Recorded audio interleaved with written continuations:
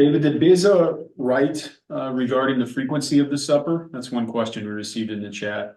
Oh, that's a good question. Probably, but I don't know where.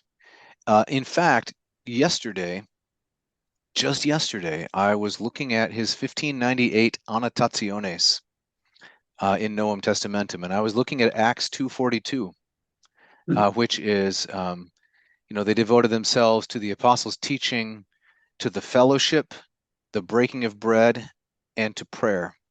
And I was wondering whether Beza, and I hope to develop this into a paper, I was wondering whether Beza took the fellowship, the breaking of bread, so it's koinonia is the Greek word, the same one that's used in 1 Corinthians 11 and elsewhere, and then teklase, which is breaking. I was wondering if he took those as appositives. You know how Right. one noun restates another? Camden, my friend, one noun restates another.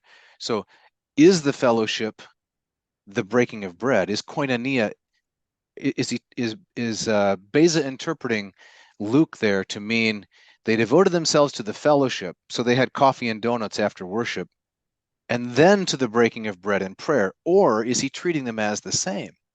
Right. Yeah. Because if the fellowship is the breaking of bread, then I think the clear implication is you had better be celebrating the Lord's Supper as often as you meet. So I was really hoping to find that in Beza because it endorses my own view, right?